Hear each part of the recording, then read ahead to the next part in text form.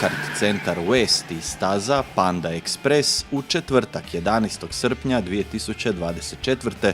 bili su poprište dviju spektakularnih Sodi World Series sprint utrka.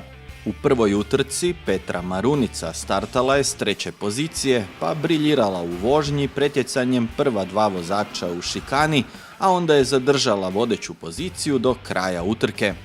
Njena vožnja bila je primjer izvrsne tehnike i hrabrosti, čime je zasluženo osvojila prvo mjesto. Uhvatila sam slipstream od Mikole od prvog i ugurali su mi se, ali nakon prvog zavoja proklizali su, uzela sam šansu, uključila sam se i uzela sam poziciju. Sve u svemu zabavno je ovdje. Dosta zabavno, da. Petra je pobjegla, a ne znam kaj da kažem, valjda je bolje vozila. Borio sam se u svakom zavoju i jednostavno nije išlo bolje. Ali i drugi sad, pa ćemo vidjeti. Pa ne znam, meni je bilo uzbudljivo. Ova šikana brza ovdje mi je jako zabavna. Pa ta šikana, bitno je dobro ući, dobro izaći, jer to je praktički jedino mjesto gdje se može pretići.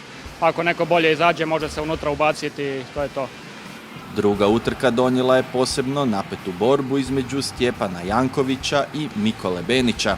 Janković je uporno napadao vodeću poziciju nekoliko krugova, a na kraju je u posljednjim zavojima prije ciljne ravnine uspio prestići Benića, kojemu je ovaj put očito bilo suđeno drugo mjesto.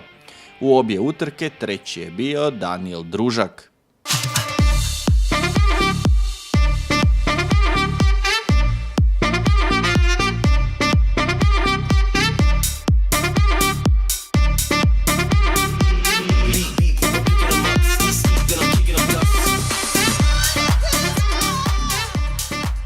Dva dana kasnije na istom mjestu u Go-kart centru West održao se i prvi SVS Junior Cup.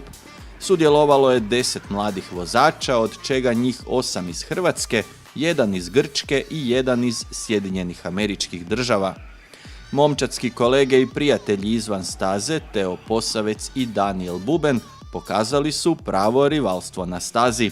Buben je vodio od prvog kruga dok je Posavec pokušavao doći na vodeću poziciju, ali mu nekoliko krugova to nije polazilo za rukom. U zadnjem zavoju na stazi prije ciljne ravnine Posavec je konačno uspio prestići Bubena i time je prešao u vodstvo koje je onda zadržao do kraja utrke.